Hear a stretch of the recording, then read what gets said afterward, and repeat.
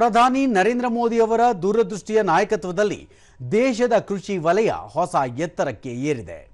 ಆಹಾರ ಭದ್ರತೆ ಮತ್ತು ಜಾಗತಿಕ ಸ್ಥಿತಿಸ್ಥಾಪಕತ್ವ ಬಲಪಡಿಸಿದೆ ಎಂದು ಕೇಂದ್ರ ಸಚಿವ ಪ್ರಹ್ಲಾದ್ ಜೋಶಿ ಹೇಳಿದ್ದಾರೆ.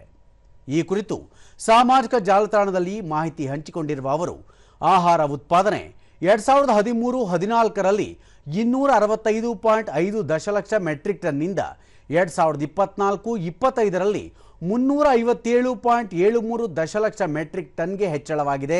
ಇದು ರೈತರ ಕಠಿಣ ಪರಿಶ್ರಮ ಹಾಗೂ ಅವರ ಅಭಿವೃದ್ಧಿಗೆ ಸರ್ಕಾರದ ಅಚಲ ಬದ್ಧತೆಯನ್ನು ನಿರೂಪಿಸುತ್ತದೆ ಎಂದು ತಿಳಿಸಿದ್ದಾರೆ.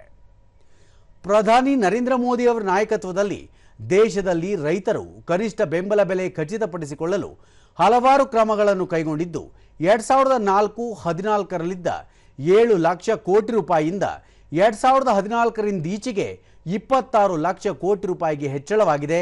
ಇದು ಅನ್ನದಾತರ ಸಮೃದ್ಧಿಯನ್ನು ಬಿಂಬಿಸುತ್ತದೆ ಎಂದು ಸಚಿವರು ತಿಳಿಸಿದ್ದಾರೆ.